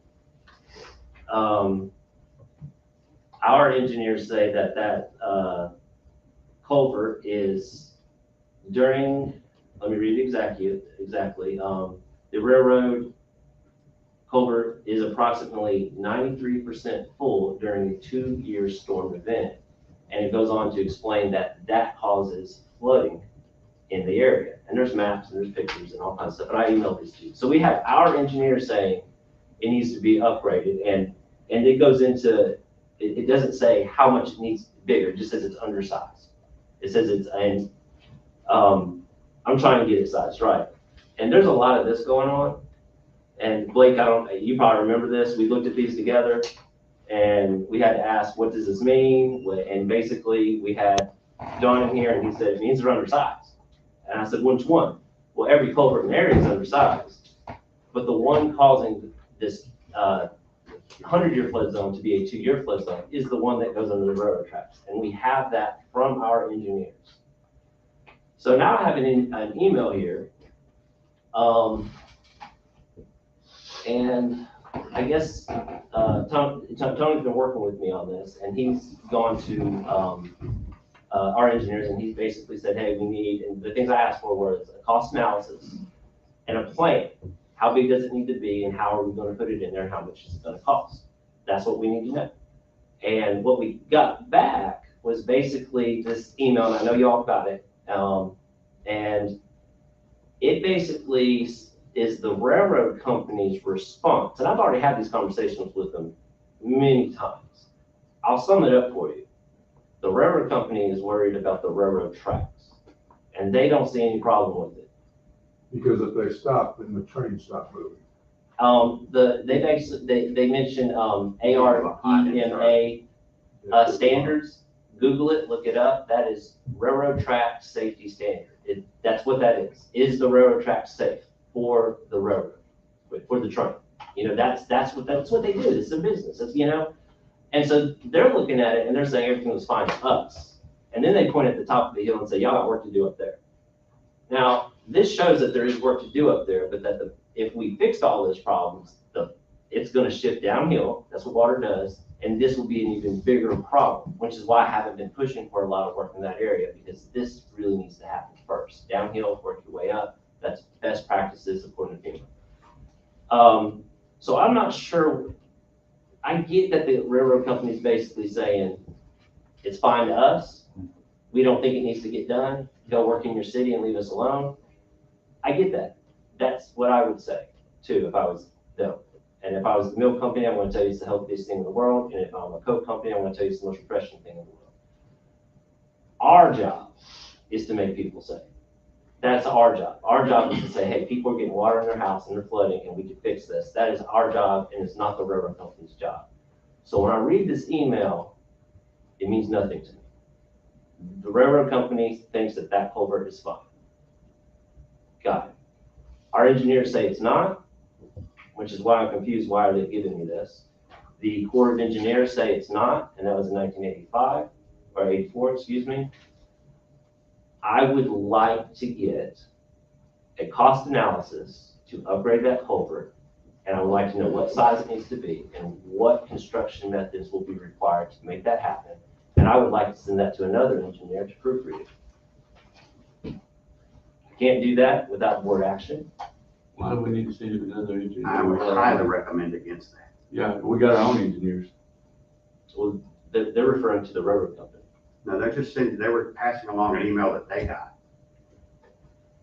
I mean, John had been in talks with we thought at one time they may pay for it if it didn't meet certain criteria. They had boots on the ground data analysis. I do want to get their data analysis. Hopefully they would give it to us and let us review, and then I think we can have a deeper conversation. But I don't think John's saying, hey, yeah, this sounds like a great, I mean, I don't think he's saying, hey, here's what they said. It looks like a big stinky fish, and it's red. Tony, how much would a data or analysis survey of this area cost us? Well, the meter runs every time we get John to do something. Yeah. My question is how much money as a board are we willing to spend on this? I mean, Gerald, you've talked to some engineers. What are some of the numbers you're hearing? It could be around 100,000, but it should be under that. Now, what freaks me out about that number is we've spent over $300,000 on Sherry Lynn. So I don't know how that would be a third of that number. I don't mind spending money over there, and it, obviously the board action takes me out of the equation anyway. I'm literally asking for how much it will cost though. Yeah, I asked for it on the first day. I think we can get that. No. I think we can get John to put boots on the ground over there. I think what he was delaying doing that for was to see what ultimately the railroad people would say. And obviously the hopes that they would find something that would be something that they could end up. Well, hear me out on this. It's Which been was like, what you thought as well at the time, that they might participate. and they usually will in the end, but they're gonna call you bluff up till you're moving dirt, is my understanding. I asked for this during our first meeting. My first meeting isn't on. I still don't have it. I would very much like it. This is, in fact, let's see, 7:27. I'm 27 minutes outside of a campaign where I really wish I could have used this information to maybe get the county to help with this. That window's shut now. I would really, really, really like this. I'm hesitant to make a motion because if you vote no, I can't bring it up for months. And so I would kind of I'm trying to read y'all. I can't do nothing. I think it'd be more of calling John up saying, hey, we want a number. Well, we've done that 6 times. We don't remember that. It's on the agendas. I don't ever remember it ever being on the agenda.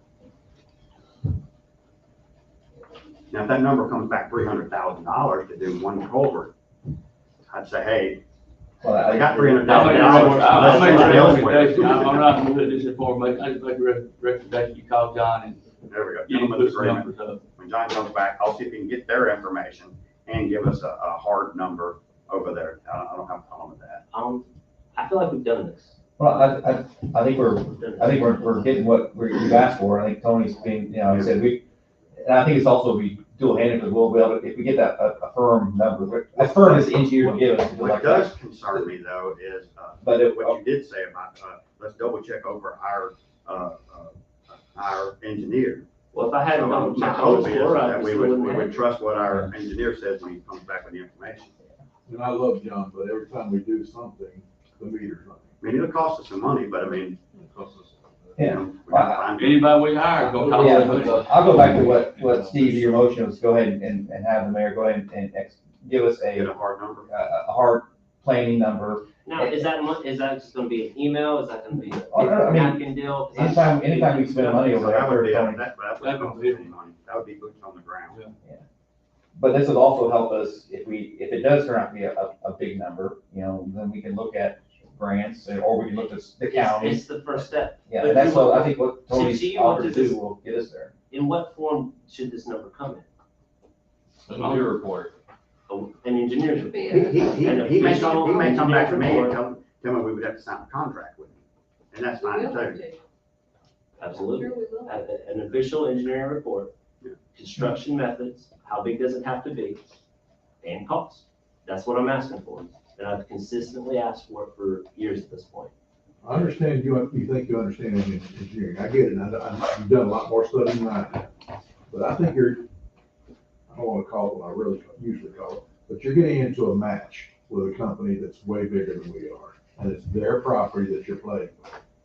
And you can get into a legal tussle very, very quickly. You better be careful. And I will say, just the back end of that email kind of says, hey, if y'all want to move forward, we'll have that conversation. Like, they didn't mind as long as we pay for it. It kind of sounded like, now, deeper into it, they may say, Tony, is We want to speed this up. let's just send our guys out there to double check. help you, yeah. But they'll have to review what we send them to say if we really wanted to move forward. But listen, this has been on the agenda several times. I brought it up off of the agenda in an open meeting several times. Who legally owns the property? And repeatedly, I get the same answer, hey, let me make some phone calls, I'll see what I can do. But Joe, you have told everybody that you've got all the drains over fixed. It's. That's what bothers me as well. I thought we had Better this than it's fixed. ever been. You have. I thought it was fixed So it for hasn't rained. $0. Well, Can listen we to the whole stay, video. can we stay for the $0? So far, it's $0. Yeah. Yeah, but this is a big project and it's a bottleneck. And to be honest with It you, goes you're gonna all talk, the way up if past. y'all gonna, we're gonna talk about $200,000 or $300,000. You wanna get me passionate about something over in Ward 1, it'd be a de-snagging program on Greens Creek. Now, that would probably get me a little excited. And that probably would be a big, big number. But anyway, that's a whole nother. So Barry, you're gonna have something for us for our next meeting? Maybe a contract, if not, I'll just tell you that, hey, he's proceeding with boots on the ground. But, anyway, anything else on number? Are we voting on the motion that Steve made? I just made a Oh, recommendation. okay. We don't have a motion. Let me do that and just see if he's gonna require a contract with. Okay. with Yeah, 'cause- the on- If it Maybe is, I should approve a if it is a contract. contract, it'd be Yeah, on no, next. it's come before. Yeah. anyway. It'd be on next. It'd be on next one. Get a contract. And it does cost some money, but at the same time, if it doesn't say what we want to say, hey, we got, it's like MDOT, it's got a project sitting on the shelf, waiting for money. But, anyway, let's move on to, number 20. Request to appoint Chris Debo, as Ward 1 Planning Commissioner. I will let Gerald make that motion. Second, all in favor? Aye. Okay, now we can let you speak. We couldn't until they voted to approve you, but Well, I just was like a bit to speak on the last piece on the agenda about the drainage from the culvert. Now, y'all are talking about it's gonna cost 100,000, it's gonna cost 200,000, whatever. That's what it's gonna cost the city. What's it gonna cost the people that live there that are affected by it? Oh, according to the Corps of Engineers in 1984, up to $5 million. Yeah, I was one house. In that house, when it flooded 3 days before the turn of the year on 2019, it was December 27th, 2018, my house flooded and the water was here. In my house, which is on piers and beams, it's already 14 inches off the ground and the water was waist deep in my house at 2 o'clock in the morning. And that water was gone, before 10 o'clock in that same morning. In less than 8 hours, waist deep water drained from that entire neighborhood. That's not because the water crested from the river. It's not because it was a major flood event. It's because the water could not drain out of that neighborhood. There's no question that there isn't enough drainage out of that section of Petal.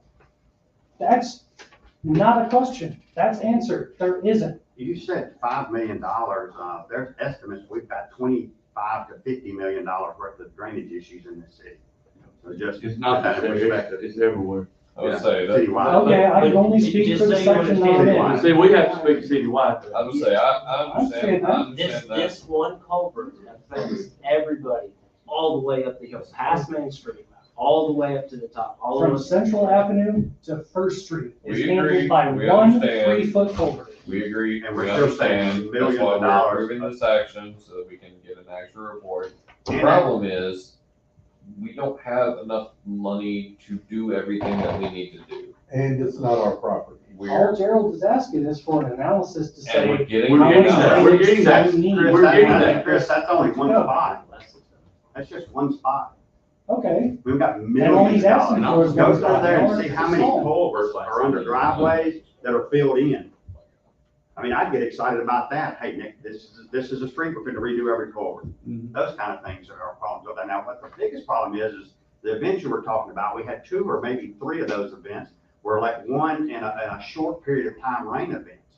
Right now, we look like geniuses. We're in a real dry area, event right now. They call it a So- 2-year. So that is, and then the other problem is that area, as you know, if we get half an inch of rain, we're in a bind over there. So we're never, I don't think as a board or an administration, Half inch of that we rain don't does wanna- not matter. that we don't want to do nothing. It But we used do to, have to understand what we're working with from how flat that area is in the perspective of the entire city. But do we know that Every cover we got is probably undersized. tons of them? but they don't, this is one culvert that affects hundreds. Agreed. Homes. And We're not we saying it don't- doesn't, we're not saying it doesn't. And I We have can do a asked, I'll be honest with you, study, I have but asked we for, don't own it, Gerald. we've asked for sewer The law's easements. not on our side. No, It we've is, asked for it's drainage easements that you promised us that you were gonna get. The what? Drainage easements that you were gonna get signatures for us that we're waiting for, as well. You're waiting So for don't me I- to get drainage? Yeah, you said you were gonna have them the next day. This was 2 years ago. Man, I thought we were off of that. I'm on it. I'll get them. Well, do. I am We're on it. We waiting. need drainage easements. Because there's certain drainage areas that we can only touch every so often. And we Right, get we're back blasted on for drainage never easements? touching. We need those? The main one that's going to that drain right there, we have no legal authority to go in there and maintain that drainage. But right before, between Stevens and Railroad. But no legal authority to do Okay, that. hold on. There is actually an entire chapter in state law That you disagree with our engineers on. that gives us. That you disagree with our engineers on. I don't believe I've discussed this with engineers. Yeah, we have, I know we have. Probably 6 times. Maybe not 6 times, but anyway, we have discussed it. I'm just saying, if you'll get the easements, we'll move forward on that.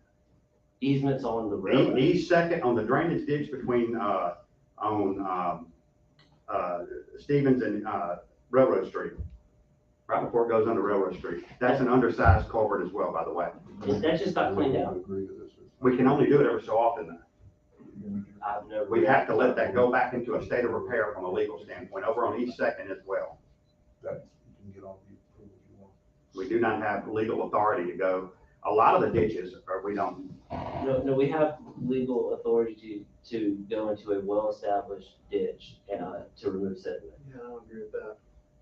Not if it's not on private, if it's on private property and it's not part of our We can only do it right under a of way. safety issue. We're not going and working on ditches on private property. Not short of board action where we declare it to be a menace and the normal things that we do.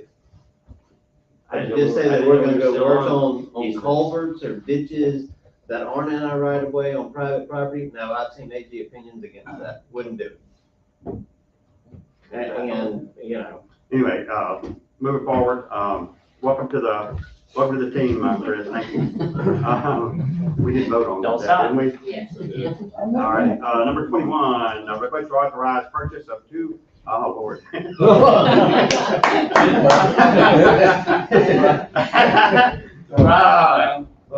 Who did not move this to number 1?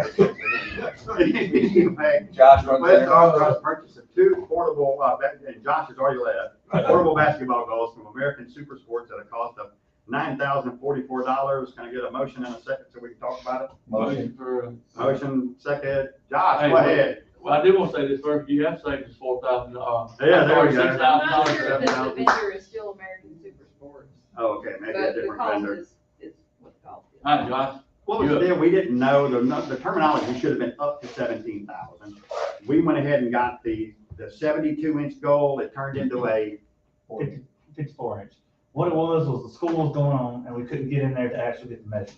So I went ahead and got the high end of price, so I wasn't like short. So I went ahead and got the high end, so I could have money to know. So once we actually went in there, was able to measure it, we was able to get the exact price. And the mistake on our side, we should have obviously brought this to you before now. Just, Josh, quick question. The ones that you identified with, at this level, are they as good as what we need? Like Tony says, if these last 20 years, we don't want to buy them every 5 years. And, are these acrylic boards or tempered glass boards? They're the identical ones that we had. That happen. Yeah, because, coming from Indiana as a Hoosier, I'll throw that in there, is, tempered, that's the one that breaks a lot, the tempered glass, and once those go in versus acrylic, but you only got about 80%, 89% reflective bounce on it, so. It might be acrylic. I'd have to actually look at that. But I agree with the mayor, because clearly said, is like, if we buy something, let's make sure it lasts, and we're not replacing it in 2 or 3 years. What the last one was. Yeah, so if this is, very similar to what we got a replacement for, I thank you for doing due diligence. And What ended up happening with the old one was one of the bars on it that helped protect it, it broke, and the glass wasn't broke at the time. And we went in there and I tried to order one, the company wasn't down, couldn't get a spare part, took pictures, tried to get it. So then I had someone trying to make one and it worked. And just one day we went in there and it was crap. We don't know how it happened, or like school didn't know, and that's where we was. Acrylic is the way to go for amateur and not backfills, unless, like I say, we're worried about the 100% reflex acrylic. So, unless somebody is hanging on the rim, Steve. So, but thank you for due diligence. It was not Steve. We've got a motion, got a second, all in favor? Any objections? All right. Number 22, request to approve adopted claims for the month of October 2023 for the city clerk. Motion. Is there a second? All in favor? Number 23, request to set hearing date, December 12th at 6 p.m. for the property located at 1703 Carterville Road. Motion. Is there a second? All in favor? All right, here's the boring stuff. 24, request for the following to attend MOS instructor class, total cost $700. Got Jason, Chris, and Casey headed out to that. Motion. Is there a second? Second. All in favor? 25, request for Melissa Barber to attend hazmat incident class in Pearl on November 20th. Total cost $150 per Chief Hyatt. Is there a motion? Motion. Is there a second? Second. All in favor? Okay, and This is gonna be busy. request for Melissa Barber to attend suicide prevention class in Richland, November 29th and 30th. Cost of $300. Is there a motion? Motion. Is there a second? Second. All in favor? Let's see, number 27, request for Chance Gardner to attend SWAT school in Columbia, the 13th and the 17th. I love this one. Zero. Is there a motion? Motion and a second, all in favor? Chief, we appreciate that zero conversation. Look, Chief Henry. Bring your Chief Henry. A request for the following to attend TECC class on December 12th and 13th, total cost $480. Motion. Is there a second? All in favor? 29, request for Will Lewis to attend National Urban Search and Rescue and Medical Special Operations Conference in Orlando, the 5th through the 9th, cost of $310.50. Is there a motion? Motion. Motion second, all in favor? No, I don't know about this one. Number 30, request for Lynn Campfield and You got more comments. Melissa Marks to attend city clerk winter conference in Flowood. Y'all really go to. We don't go anywhere good. We're not going to Orlando. See, now Flowood's listening to this and they're gonna greet you Well, properly. we December got things 13th, like- December 13th through the 15th, total cost $1,452 plus mileage. Is there a motion? Is there a second? Second. All in favor? Request for Mayor Ducker, and that's, I'll make a note to everyone else about this one, to attend Midwinter Conference in Jackson, 9 through the 11th, total cost $610.44. Is there a second? Can I go? All in favor? Actually, I'll be- And we do need to, this is not to sign up Hey, for can I the go? actual conference No. yet. She's waiting to see if anybody, so if y'all let us know, those are the Yeah, dates I that we need can to say. know. I just let them That we want. I just need. Hey, I got to do one. Hey, Danny, I got a text about, the daycare. Are they using that back gate again? I mean, that back road again? Sure, they put a orange, a rope up and then they broke it. And they hold it. Well, That's not cool. Tom, Mayor, can you take care of that, Martin, they use that back road again on Yellow Pine. Is that a code or is that a? The only way you're gonna stop that, you're gonna have to pull that culvert up, make it a ditch. I think you're right. Period. Yep. So we do Does that? anybody else wanna go to I the think next? Matt, Chief y'all will do probably that? get wacky You with just it. give me the word. Chief, you'll probably get wacky on that, won't you? Yes, with a dog, I can't. Do y'all have a problem with that? With I pulling don't up think that that culvert, culvert making a ditch works. there. I mean, there might be a circumstance where you need to get in there. I mean, I don't know. We'll put the No, cover back after you done. We can't put a truck in there on. Anyway. It's too big. Okay. That's the territory. I do know that, you know, Miss Brenda and the team there, you know, they've expressed their concerns to the contractor, and I said, it's not the owners who's doing this, it's the contractors. In the shortest distance, they're taking the easy way out, so it's frustrating, and I know she is personally frustrated, because I've told her, hey, this is not right, and, So she won't mind if we. Just put a sign put a that's nice pretty ditch please or and that. Let's take the cover up. Cover it up. That works for me and all my construction workers. Oh, yeah. they're trying to do the right thing there, but it's. Yeah, I think it's over once you. Yeah, they're almost, well, they got they got about another 3 weeks of work there, you know, they're actually doing the permittable parking lot, which is the kind of the first ever that the board allowed. So it's actually a really neat, engineering feat that, you know, it's kind of one of the green things to see. Well, I think we ought to highlight once, she didn't like the cost, but I think it's a good thing, so, the frustration but is for when some of those contractors, when they're sneaking out the back, which is not right. But, I don't know how you say, put a police, we gotta ask police to be there, but. Start looking for culvert? But that's it, police ain't gonna do it anyway. Yeah, they That's don't. a brilliant idea. That's The great. culvert's not needed, never will be, because It's all. It's only being used by them when we don't want them to, right? Okay. Black, bro, you go somewhere else. I always put it back in, you gotta take it out, and we can always put it back in, I guess. If we felt like that was. We voted it out. But the board's wants to be able to say when Miss Brenda calls, it's like, they did what? Please tell her. The mayor did that, and I'm gonna say, oh, let me talk with Matt. Matt, what? So. You're still on YouTube. I'm joking. Anyway. We'll talk later. Awesome. Is there anything else? Is there no legal issues going? Please. Anything to keep Steve here for a little bit longer? No, I got. I've been trying to leave this up. Yes. First of all, Page 5. yeah, appreciate the Halloween excursion. You know, Mike Lott helped us move from 4 to 7 to 5 to 8. I think that helped a lot of people. I asked the Brown Shop Fire, trick or treating was down this year. It was a little bit down, but when you look at the numbers, another thing, I gotta give a big thanks, at least from a lot of constituents in the HOA, the ATV and police officers that came out on the west side of town, or east side of town, really was effective.